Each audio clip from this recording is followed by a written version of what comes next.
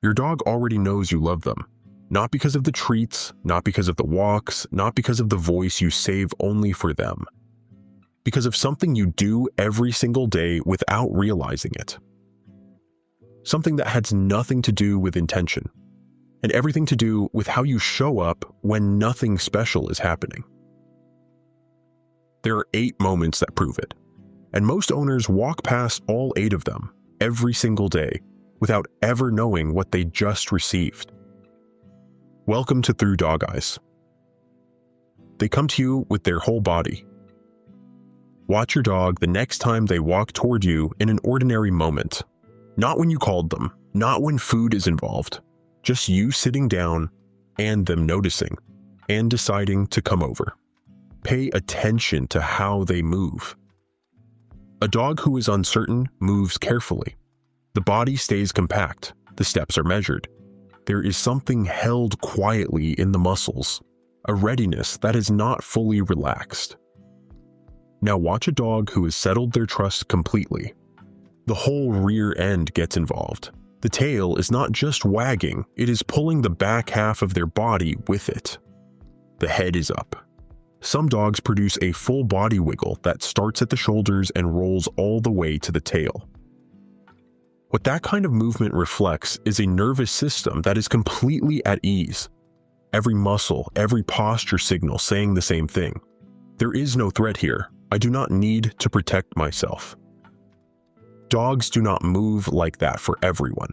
What that looseness looks like is a conclusion they reached about you specifically, built across every ordinary moment that went well in your presence.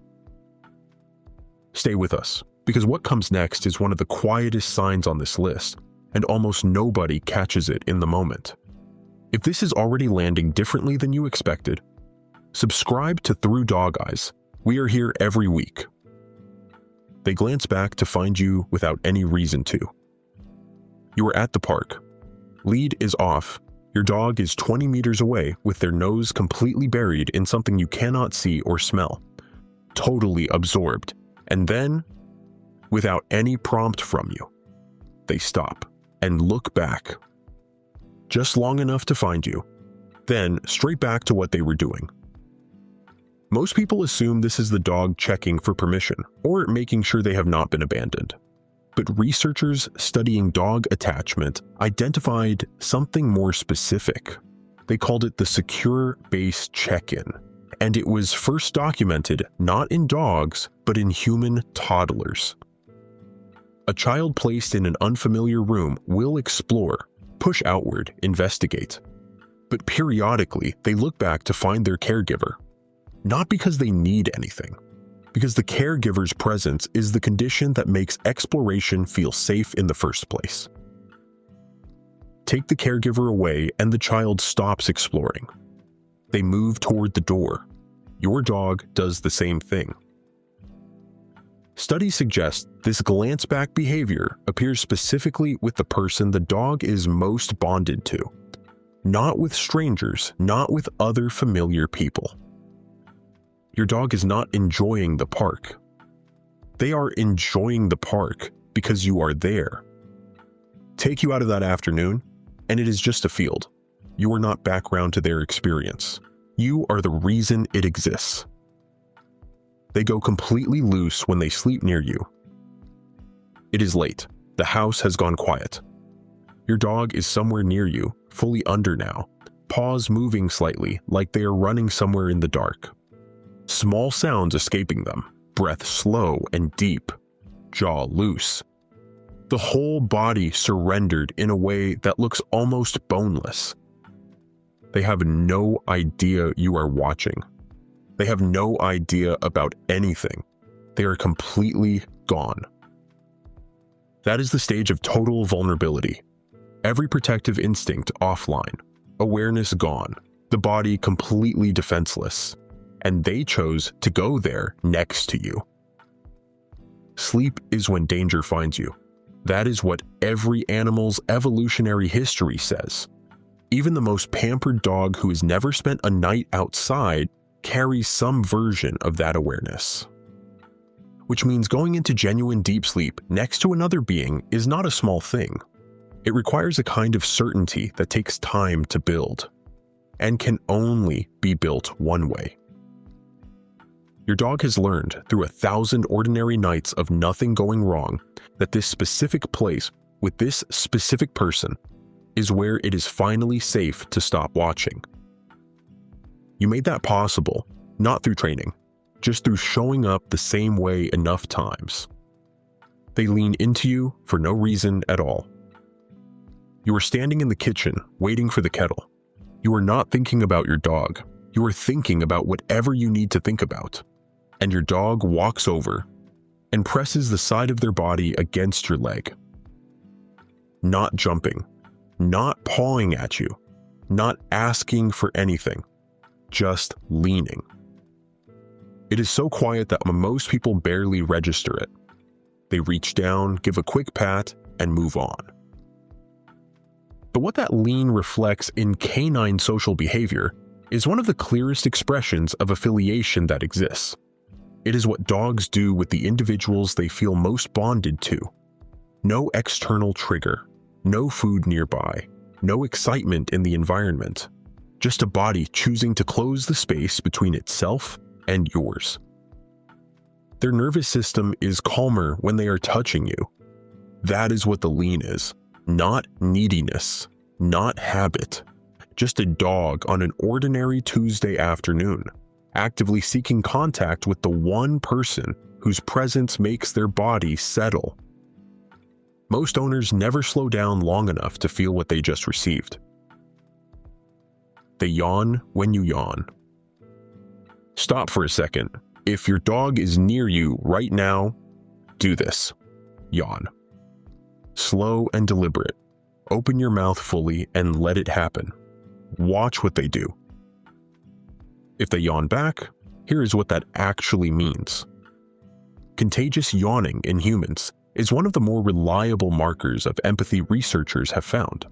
The more empathetic a person tends to be, the more susceptible they are to catching someone else's yawn. For a long time, this was considered uniquely human. Then, the research on dogs surfaced. A study found that dogs yawn contagiously in response to human yawns, but did so significantly more often with their own owners than with strangers. The effect was strongest between dogs and the people they were most bonded to. What just happened between you and your dog was not a coincidence. Their nervous system is so attuned to yours that an unconscious, involuntary signal from your body produced a matching response in theirs. That is not a trick. That is a biological echo of something that took years to build. They exhale when you come home. Most people focus on the first 30 seconds after they walk through the door. The spinning, the noise, the complete inability to put your bag down without being climbed. That part is obvious. What matters is what happens about 60 seconds later. Watch what your dog does once the initial wave settles. Do they find a spot near you and just stop? Do they let out a long, slow exhale, the kind that seems to come from somewhere deep and go still? That exhale is not tiredness. It is a nervous system completing something. Research suggests that dogs left alone show elevated stress markers for extended periods. The routine breaks. The house goes quiet. The person their biology is oriented around disappears.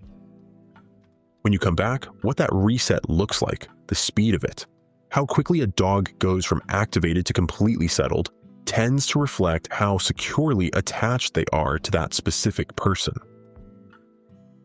You are not just someone they love. You are the thing their body uses to measure whether the world is safe. When you are gone, the measurement stops. When you walk back through the door, it starts again. When something scares them, they look at your face first.